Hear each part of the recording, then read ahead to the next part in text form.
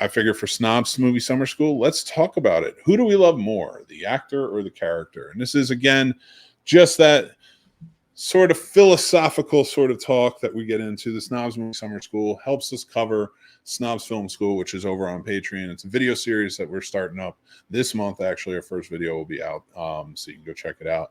And that is where we're going to be more in-depth covering the side of filmmaking. I have over 20 years experience with filmmaking, and from producing and from production assistant all the way up to producing, just different areas, things like that. So I will be talking about I'll do a video series and we'll be doing other things as well. So go over to our Patreon. It's down below the link. You can go check it out. But Snobs Movie Summer School is here on the podcast. We just talk about things in movies, from behind the scenes perspective, and just kind of rap about it. So if you're in the comments, please feel free to join in, talk about it, and let's get into it. So I was thinking about it from the perspective of, when I think about actors, and like we were talking about, like, it's so easy to say you hate actors, or you hated a movie because of this actor did this, or this actor did that. And is it true? Do we hate actors? Or are they so in our face because of the paparazzi and because of all the magazines and the tabloids and stuff like that? I got me wondering, it's like, when it comes to the love of these characters, like, we have so many favorite actors, we talk about that, and very rarely do we say, well, I love that character. I love, I do have characters that I really do like, but it's not my first go-to. And I know when I have conversations with people, it's not their first go-to either. And I figured, kind of talking about it and trying to figure out, for me, is it the actor or is it the character that really is what I'm drawn to? So like and one of it that comes down to is like Tom Cruise. Tom Cruise is the same in basically every movie. He is Tom Cruise when you see him. Now, he knows this. He knows you're coming to see a Tom Cruise movie. There's not much acting that's coming to be a part of it and stuff like that. But he always puts on a really good show. He, having taken control as a producer and being part of that world, and really being able to formulate the script the way he wants, formulate the characters the way he does. We've seen that in movies like Top Gun Maverick and all of his Mission Impossible movies and things like that. We see him get to kind of dive in. Now, I will not take away that he is a good actor. I think he is a good actor. And I think he comes from a very good acting standpoint. Go back to a lot of his earlier stuff. A lot of his earlier stuff, he emotes quite a bit, and he plays a really good role. He has a lot of his idiosyncrasies that we are like, that's Tom Cruise, And I think that, like so many other actors, he was so labeled by him, and then he started doing them so much, it became like, well, he's not a good actor. This all he ever does is movies. And it's like, well, no, that's an idiosyncrasy. That's different. That's part of his tics of how, what he does within his acting. Like, we got to not judge him for that. Like, if he runs in every movie, that's part of his process. Just like Brad Pitt carries something every time he's walking in a movie. He's always moving. He's always doing something. So my point being, with Tom Cruise, he is a good actor. Watch Edge of Tomorrow. Watch, Minority Report. Watch, I can give you a Few Good Men. You don't go toe-to-toe with Jack Nicholson in that scene, and you're not a good actor. Nobody's going to put you up against a lot of these. Paul Newman in The Color of Money. You're not a bad actor and go toe-to-toe with Paul Newman. It doesn't happen. He plays a different personality in each role that he's in, but he's still the same man. Like, we still get the same man in it. We still see Tom Cruise. You very rarely get those movie stars that really get lost into their roles, like the Daniel Day-Lewis's and things like that, the Eddie Remains and whatnot. James is here. Let's see what he's saying.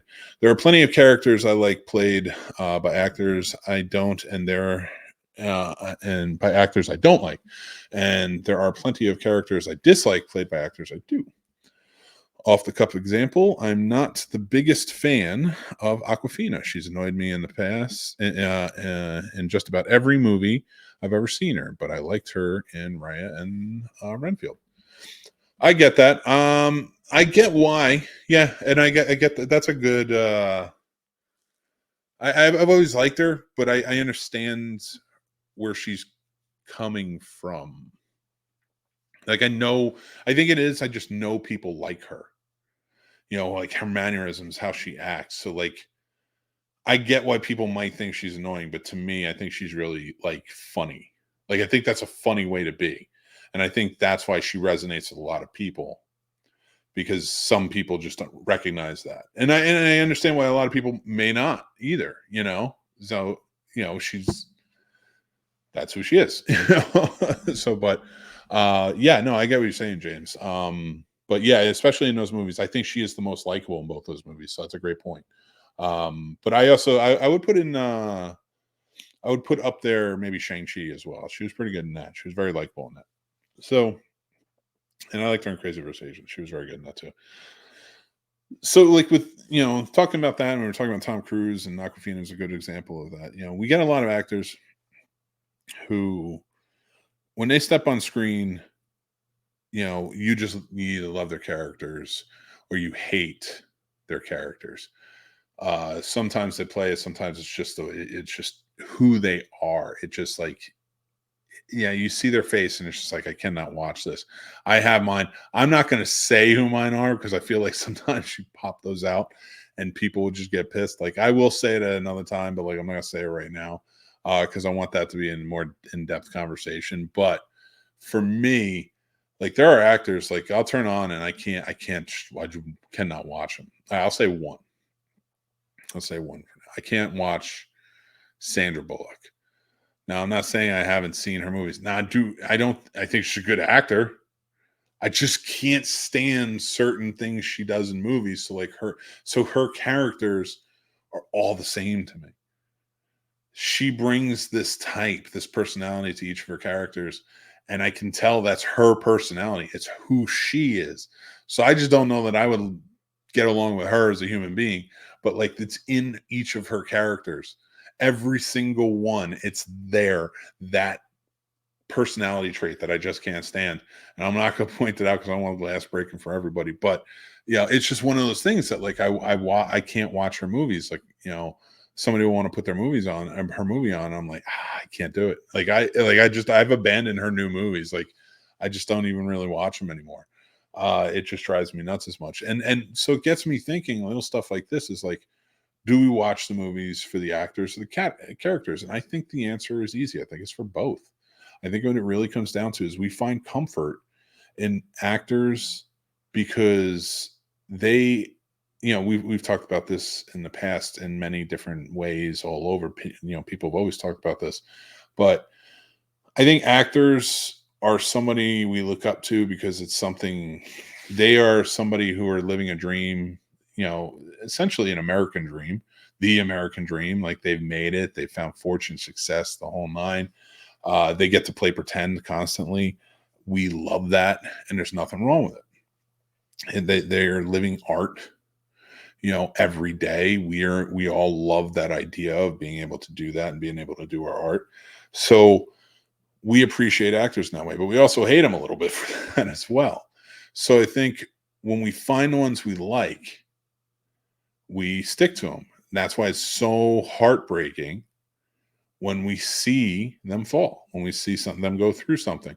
And then at the same time, like when the ones we don't like, when they're getting lambasted, dragged through the mud, we're giddy and we're happy. Now, on top of that, I think you can like characters separately. So like if you don't like an actor, I think you can definitely like character. I think you can like a character they play. I think you can enjoy it, and I think you can walk away from it and be completely fine by it. There are plenty of actors I just don't like, but I love their characters. Russell Crowe's another one. As an actor, I'm just not a big fan of his. I'm not a big fan of his as a person, but his characters, some of his characters, blow me away. I don't see Russell Crowe when I watch his characters. I see the character. Like that's another dude who gets lost in it, and it's funny because that's a guy who doesn't look like.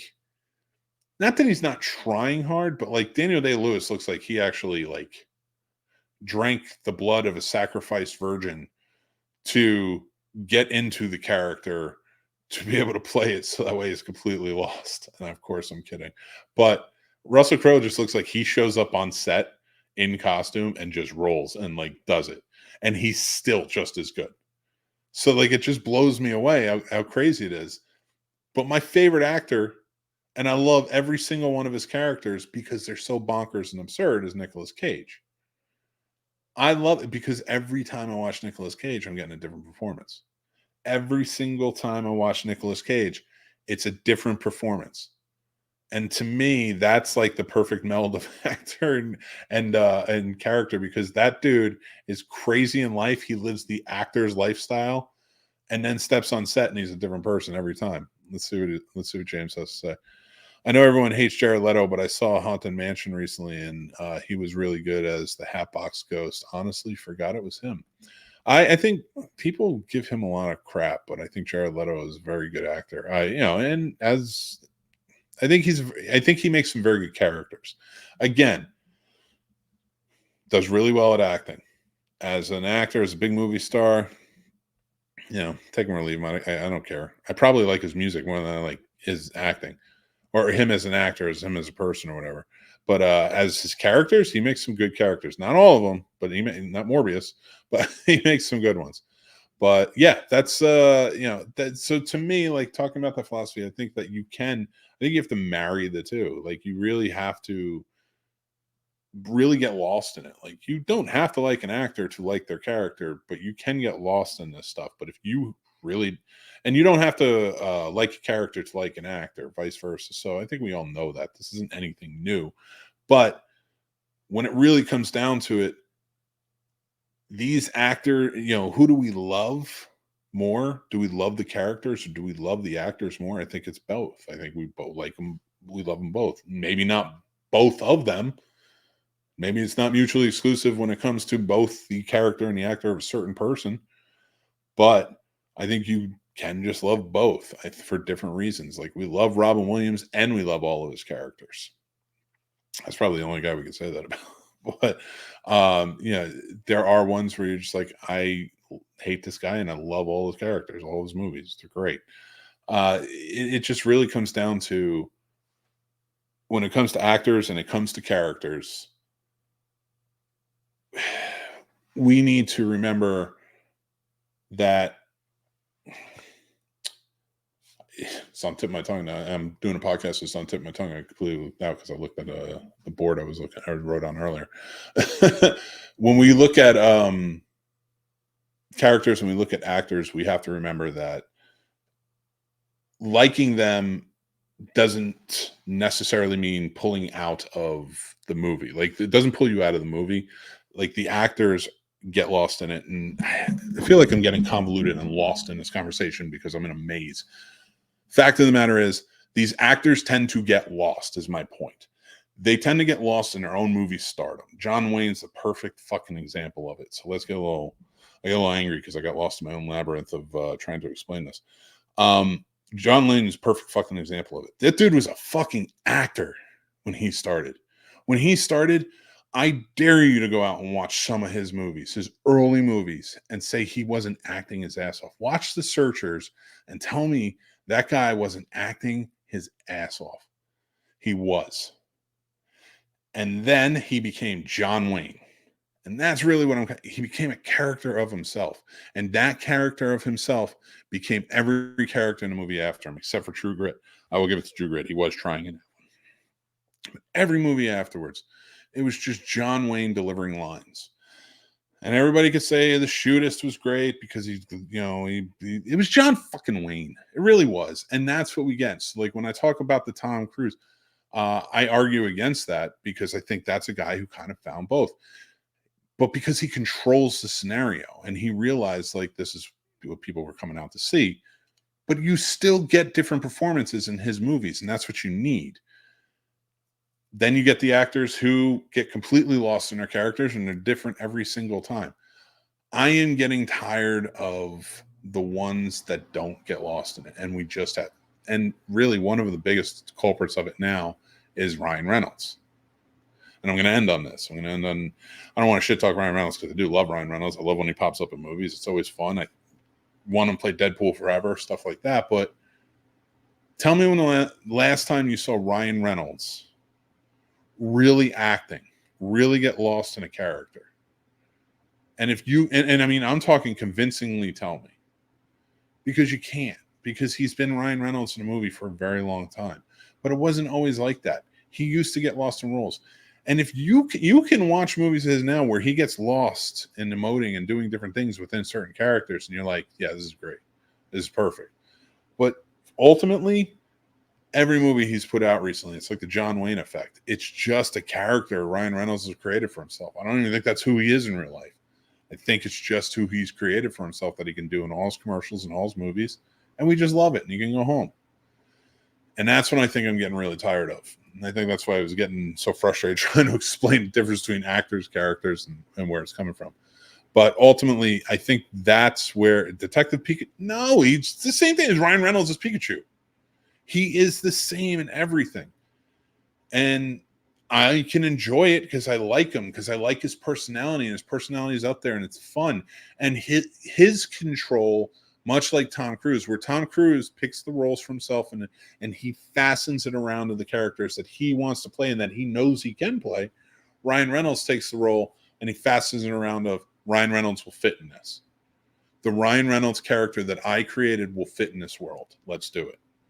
You know, I can be a futuristic time traveling space ranger who has to go back in time and find himself as a kid, then go save his dad or do whatever. Adam Project. I can be a guy who's in a non-playable character in a video game, but it's all Ryan fucking Reynolds. It's all the same. So that's where I'm going to finish. And I'm not angry about Ryan Reynolds doing that. I know many actors who, you know, after a while, once it gets to that point, and you're a movie star and you play it, that's what it is. But when it gets down to that point, we are starving for actors and characters to love, and it's getting tiring not having that. It's really what it comes down to. And more, like we were talking about the Jared Leto's. Like, I do like Jared Leto because he does get lost in his roles. You never really know what you're going to get, and then you get something like Morbius, and you're like, come on, dude, really phone that one in. But that's my feeling on it. Hopefully you guys enjoyed my rant on that. That's basically all that was a fucking rant.